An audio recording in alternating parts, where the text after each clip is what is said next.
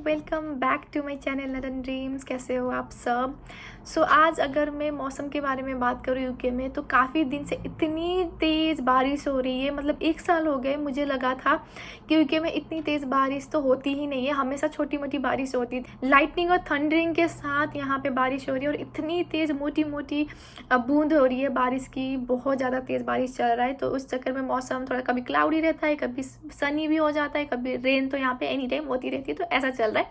तो आप मुझे बताइएगा कि अभी इंडिया में क्या चल रहा है या आपके होम कंट्री में क्या चल रहा है, कहाँ से आप वीडियो देख रहे हैं। आज का जो वीडियो है ये इतनी अच्छी न्यूज़ के साथ नहीं है, बट ये आप लोग सबके लिए एक सीख है। इसलिए मैं सोच रही हूँ कि इस वीडियो के थ्रू मैं बता दूँ कि अभी क्या हुआ है। ठीक है, तो मैं आपको ये बता दूं, मतलब जिसके बारे में मैं बताने जा रही हूँ वो मेरे बहुत करीब, मतलब करीब इन द सेंस कि हम वो जिनके साथ में मिलती जुलती रहती है, वो उनके साथ ये घटना हुआ है। तो मैंने सोचा कि आपको ये बताना बहुत ज़रूरी है ताकि आप एक सतर्क हो जाओ, एक संभाल लो। क्योंकि मैं अपने हर वीडियो में ये बात बताती रहती हूँ कि अगर जो आप यूके आने वाले हो, जो एक पढ़ाई के रूट में आ रहे हो, ठीक है, मैं मानती हूँ कि आप पढ़ाई के रूट में आ रहे हो, आपका मकसद कुछ और है, हर किसी को पैसे कमाने से मतलब है, बट आप कम उस चीज़ को लिए जो कि आप मास्टर्स पढ़ने आ रहे होते हो, कम से कम जितने टाइम के लिए आप पढ़ाई करते हो उस टाइम पे तो आप सीरियस होकर पढ़ाई करिए। क्योंकि आपको भी पता है कि जब तक आप वो पढ़ाई पूरे नहीं करते हो, आपको अगले साल के वीज़ा मिलेगा ही नहीं। PSW आपको तब मिलता है जब आप अपना पढ़ाई कंप्लीट करते हो, आपके सारे सब्जेक्ट क्लियर होना चाहिए। जब आपकी यूनिवर्सिटी आपको डिग्री दे देगी, वो डिग्री आपको होम ऑफिस को रेफर कर देते हैं यूनिवर्सिटी, फिर जाके आपको PSW इश्यू होता है, तभी तो आप कमा पाओगे। क्योंकि स्टूडेंट का टाइम जो होता है उस टाइम पे तो आप कुछ अर्न ही नहीं कर पाओगे। आपको 20 घंटे काम करने को अलाउड होता है, और आपने अगर ऐसे वैसे कर पे भी कुछ भी काम किया तो 1 साल में कितना ही अर्न हो जाएगा। क्योंकि आप अपने स्टडी का जो खर्चा होता है वो निकालने की कोशिश में लगे होते हो, या फिर आपने लोन में आए होते हो तो वो निकालने में लगे होते हो। तो आपका जो सेविंग पीरियड होता है वो आपको मिल ही नहीं पाएगा। ठीक है, और आप इतना टेंशन भी हो जाते हो। तो उस चक्कर में मैंने आपको काफ़ी बार बताया कि एटलीस्ट 1 साल के लिए आप पढ़ाई पे ध्यान दे दो। 20 घंटे आपको काम करना है करो, उससे एक्स्ट्रा भी करना है करो। बट जब पढ़ाई के लिए जो असाइनमेंट बनाने होते हैं, डिसर्टेशन देना होता है, प्लेगरिज्म का जो मसला होता है यहाँ पे, तो कम से कम आप उन चीज़ों को तो थोड़ा सा ध्यान दे दो। अब मेरे दोस्त के साथ ही ऐसा हुआ, क्योंकि वो केयर होम में जॉब कर रहे थे। उन्होंने जितने भी शिफ्ट उनको मिल सकता था वो लेते गए, उन्होंने कोई मतलब नहीं दी। यहाँ पे अपनी पढ़ाई पे कोई ध्यान नहीं दिया। उन्हें क्लास स्किप कर करके उन्होंने सिर्फ अपने काम करने लगे, 24 घंटे के शिफ्ट करने लगे, 5 दिन 6 दिन करने लगे, उन्होंने कोई क्लास अटेंड नहीं करा। और यूनिवर्सिटी ने, आपको ये भी बता दूँ कि ये भी चेक करने लग गए थे कि आप अपना जो अटेंडेंस लगा रहे हो वो कहाँ से लगा, क्योंकि वो लोकेशन ट्रेस करने लगे। जैसे आपको पता है कि आप जब अपना वीज़ा भी फिल करते हो, आपको आइडिया होगा कि आपको यूनिवर्सिटी बोलता है कि आप 30 मिनट के रेडियस से बाहर नहीं रह सकते हो। और यहाँ पे बच्चे, क्योंकि अभी घर से ही पढ़ाई हो रही थी, तो उन्होंने काम करने के चक्कर में कोई कहाँ बैठा है, कोई कहाँ बैठा है, कोई किसी ने अपने जॉब लोकेशन से वहाँ पे अटेंडेंस लगा दी। तो बाद में यूनिवर्सिटी ने पूरा रिसर्च बिठा, नॉट ओनली एक यूनिवर्सिटी, जितने भी क्यूकी के सारी यूनिवर्सिटी थे सबका ऐसा ही केस हो गया। तो उन्होंने सबने एक रिसर्च बिठाया और वो मतलब चेक करने, इंस्पेक्शन करने चले गए कि भाई ये बच्चे जहाँ से अटेंडेंस लगा रहे हैं वो एरिया है क्या। तो वहाँ से काफ़ी लोगों को ये पता लगा कि बच्चे तो वहाँ से अटेंडेंस लगा रहे हैं जहाँ पे वो काम करते। अगर जब इनका काम करना ही अलाउड नहीं है, इसमें से वो क्लासेस ले नहीं रह रहे, सिर्फ ये अटेंडेंस लगा रहे, क्लास में कोई ध्यान ही नहीं दे रहे। ऐसे करके यूनिवर्सिटी को भी ये बात पता लग गई, और साथ साथ उनके क्लास अटेंडेंस ना लगाने की वजह से वो क्या करते हैं, असाइनमेंट किसी और को बनाने देते। ये बहुत यहाँ पे कॉमन हो चुका है।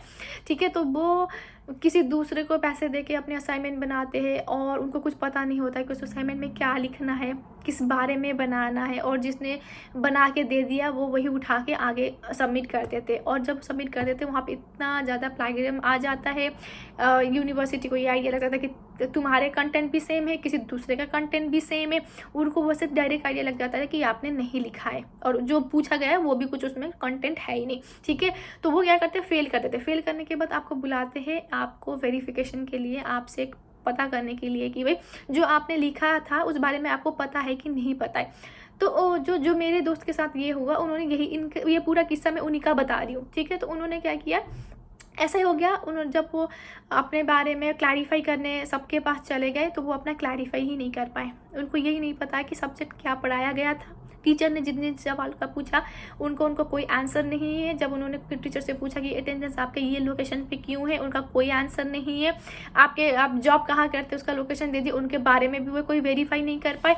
तो टीचर के सामने वो अपने आप को क्लैरिफाई या जस्टिफाई कर ही नहीं पाए। फिर भी वहाँ पे क्या हुआ, मैं पूरा डिट टू सेम बता रही हूँ ये केस के बारे में, ठीक है। वहाँ पे वो इतना रोए, उन्होंने मतलब एक सीन बना दिया कि नहीं मेरा ऐसा सिस्टम है, मेरे पास काफ़ी लोन है, मैं ऐसे फैमिली से बिलोंग करता हूँ, मैं पढ़ाई कर रहा हूँ, शायद मैं उस टाइम पे कहीं गया होऊंगा तभी मैंने अटेंडेंस लगाया होगा। मतलब जो कुछ भी वो अपने क्लैरिफिकेशन में जो बोल सकते थे उन्होंने बोला वहाँ पे, ठीक है। तो वहाँ पे उन्होंने वो एक इमोशनल बैकग्राउंड बना दी, क्योंकि इतने सारे बच्चे हैं, टीचर भी किन किन के इमोशनल केसेस पे वो इन्वॉल्व हो जाए, है ना। इमोशनल तो टच तो वैसे होता है, बट ये मैटर कुछ और है। तो इसमें आप इमोशनल होके भी कुछ कर ही नहीं पाओगे, ना टीचर ना स्टूडेंट, आप कुछ नहीं कर पाओगे।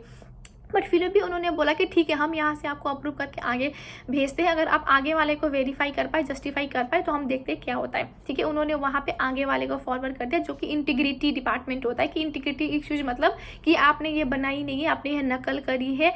तो इस टाइप का असाइनमेंट का जब हो जाए तो उन्होंने वहाँ इंटीग्रिटी के पास जाए तो उन्होंने और भी ऐसे ऐसे सवाल पूछे कि आगे वाले के पास एक शब्द भी नहीं था बोलने के लिए। तो ऐसा सिनेरियो हो गया, उनको वहाँ पता लग गया कि ना आप यहाँ पे पढ़ाई कर रहे हो, ना आप ये असाइनमेंट आपने खुद बनाया है, ना ही आप सीरियस हो, आपका मकसद कुछ और है। तो इंटीग्रिटी इश्यू की वजह से उनका जितना भी डॉक्यूमेंट था वो पूरे सारा वहीं के वहीं कैंसिल कर दिया गया।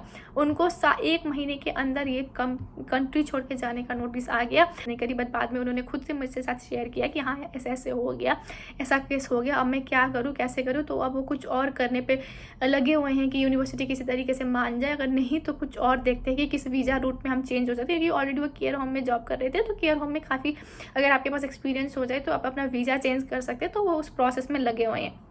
तो ऐसा कुछ भी हो सकता है। आपका क्या फ़ायदा हुआ कि आप यहाँ पढ़ने आए हो, ना आपको डिग्री मिली, ना आपको पैसा मिला, आप ऊपर से इतना परेशान हो गए, ना आपके पास टाइम है कि आप कुछ कर सको। तो ये जो जिसके साथ हुआ है वो तो मास्टर्स में थे, और साथ साथ दूसरा जो हुआ है उनका वो था ग्रेजुएशन में, ठीक है। जो अंडर ग्रेजुएट करने आए हो, जो 3 साल का कोर्स करने आए हुए थे, मतलब 3 साल के कोर्स करने आए वाले, अगर आपको यूनिवर्सिटी से टर्मिनेट लेटर आ जाए, टर्मिनेशन कर दिया जाए, तो फिर आपकी पढ़ाई क्या रह गया। आप तो सिर्फ 12वीं पास में रह गए, है ना। यूके पढ़ने आए थे आप, और पढ़ाई छोड़ के आपको यूनिवर्सिटी टर्मिनेट कर दिया, तो आपके पास 1 महीने के अंदर अंदर आपको यूके छोड़ के जाना है। आपका पैसा का खर्च, आपका मेंटली डिप्रेशन, सब कुछ हो गया। या तो आप अपने देश में जाके फिर से बैचलर की पढ़ाई करो, या तो फिर आप किसी और वीज़ा रूट चेंज करा के यहाँ पर रह जाओ। अगर आप यहाँ पे वीज़ा कुछ रूट चेंज करा के रह जाते हो तो आप हाईली क्वालिफाइड प्रोफेशनल में नहीं आते हो, क्योंकि आपकी पढ़ाई सिर्फ 12वीं तक ही सीमित हो जाएगी। अगर आप वापस चले गए तो आप बहुत ज़्यादा डिप्रेस्ड हो जाओगे, क्योंकि आपने इतना खर्चा करके यहाँ आए थे, आपके साथ ऐसा ऐसा हादसा हो गया, आपको जाना पड़ा। वो सिनेरियो मुझे बताने की ज़रूरत ही नहीं है, आप खुद भी इमेजिन करो तो आपको पता लग सकता है कि वो कितना दर्दनाक और भयानक सिनेरियो हो सकता है अगर किसी के साथ भी ये हो जाए। तो इसीलिए मैं कहती हूँ कि ना करें। अब 1 साल की तो बात है, क्यों करना जब आपकी भविष्य ही इसी चीज़ में डिपेंड हुआ है। तो यही था इस वीडियो में, बहुत ही इम्पॉर्टेंट वीडियो। इस वीडियो को प्लीज़ फुल तक ज़रूर देखना, और आपको किसी भी कुछ चीज़ के रिलेटेड डाउट हो, कुछ समझना चाहते हो तो इसी वीडियो के कमेंट सेक्शन में मुझसे पूछ लेना, मैं बता दूंगी। एंड प्लीज़ मेरे वीडियो को लाइक, शेयर एंड सब्सक्राइब ज़रूर कीजिएगा। आपके सब्सक्रिप्शन से ही मुझे मोटिवेशन मिलता है, ताकि जो मुझे इन्फॉर्मेशन पता है मैं आप तक बांट सकूँ, ठीक है। तो मिलते हैं फिर अगले वीडियो में न्यू टॉपिक के साथ, तब तक के लिए सी यू, बाय बाय।